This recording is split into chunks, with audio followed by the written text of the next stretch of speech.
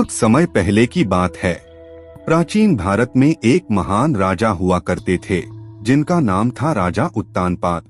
उनके दो रानियां थीं, रानी सुनीति और रानी सुरुचि।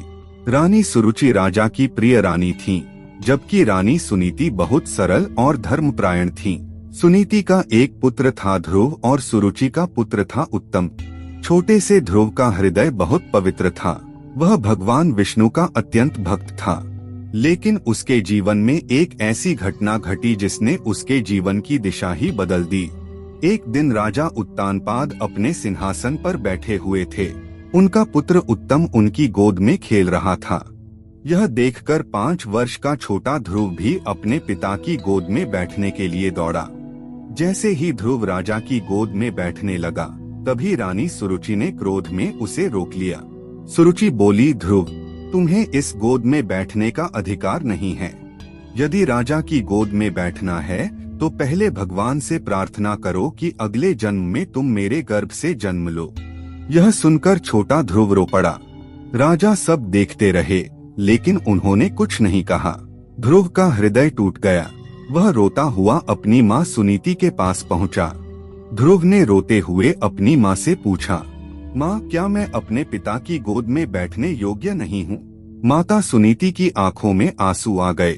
उन्होंने ध्रुव को गले लगाया और कहा, बेटा, संसार में सबसे बड़ा सहारा भगवान होते हैं। यदि कोई तुम्हारा साथ न दे तो भगवान विष्णु अवश्य तुम्हारी सहायता करेंगे। यदि तुम सच्चे मन से भगवान की भक्ति करोगे तो तुम्हें वह स्थान मिलेगा जो किसी राजा के सिंहासन से भी बड़ा होगा। यह सुनकर ध्रुव के मन में दृढ़ निश्चय जाग उठा। उसने कहा, माँ, मैं भगवान को पाने जाऊंगा। सिर्फ 5 वर्ष की आयु में ध्रुव अकेले जंगल की ओर निकल पड़े। चारों ओर घना जंगल था। ऊंचे ऊंचे वृक्ष, पक्षियों की आवाजें और भयानक जानवरों की गर्जना। लेकिन ध्रुव के मन में भय नहीं था। उसके हृदय में केवल भगवान विष्णु का नाम था।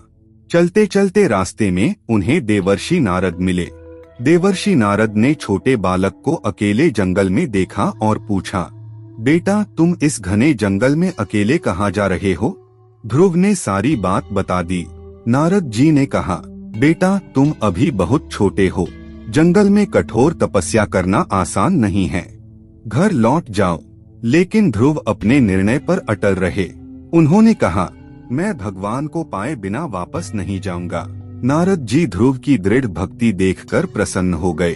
उन्होंने ध्रुव को भगवान विष्णु का मंत्र दिया, ओम नमो भगवते वासुदेवाय, और कहा, इस मंत्र का जाप करो, भगवान अवश्य प्रकट होंगे। ध्रुव ने यमुना नदी के किनारे मधुवन में तपस्या शुरू कर दी। पहले महीने वह केवल फल खाकर भगवान का ध्यान करते रहे। दूसरे महीने उन्होंने केवल पत्ते खाए। तीसरे महीने उन्होंने केवल जल पिया। चौथे महीने उन्होंने भोजन और जल दोनों त्याग दिए। अब ध्रुव केवल भगवान के नाम का जाप करते थे। धीरे धीरे उनकी तपस्या इतनी कठोर हो गई कि पूरा ब्रह्मांड कांपने लगा। देवता भयभीत हो गए। उन्होंने भगवान विष्णु से प्रार्थना की, प्रभु, ध्रुव की तपस्या से तीनों लोक विचलित हो रहे हैं। भगवान विष्णु मुस्कुराए। उन्होंने कहा, ध्रुव की भक्ति सच्ची है।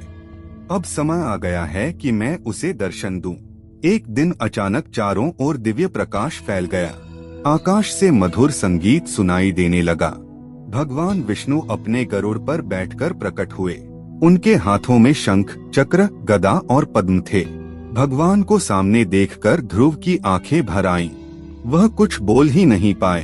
तब भगवान विष्णु ने अपने शंख से ध्रुव के माथे को स्पर्श किया। तुरंत ध्रुव के मुख से सुंदर स्तुतियां निकलने लगीं। भगवान विष्णु बोले, वत्स ध्रुव, मैं तुम्हारी भक्ति से अत्यंत प्रसन्न हूँ। वर मांगो। ध्रुव बोले, प्रभु, अब मुझे कुछ नहीं चाहिए। मुझे केवल आपकी भक्ति चाहिए। भगवान मुस्कुराए।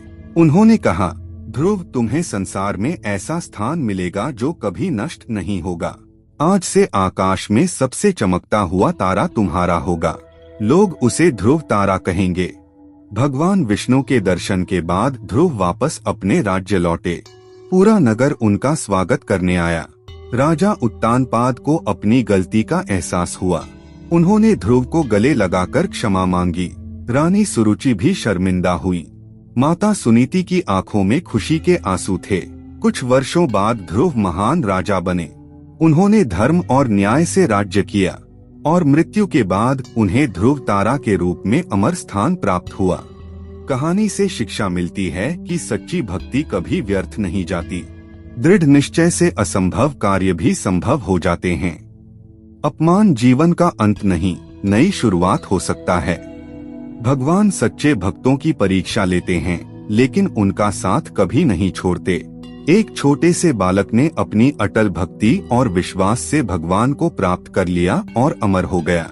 यदि आपके मन में भी सच्ची श्रद्धा और विश्वास हो तो भगवान हमेशा आपका मार्गदर्शन करेंगे। यदि आपको ये कहानी पसंद आई हो तो शेयर जरूर करें। ऐसे ही और धार्मिक और प्रेरणादायक पॉडकास्ट के लिए फॉलो करें। धन्यवाद। ओम नमो भगवते वासुदेवाय। जय श्री हरि विष्णु।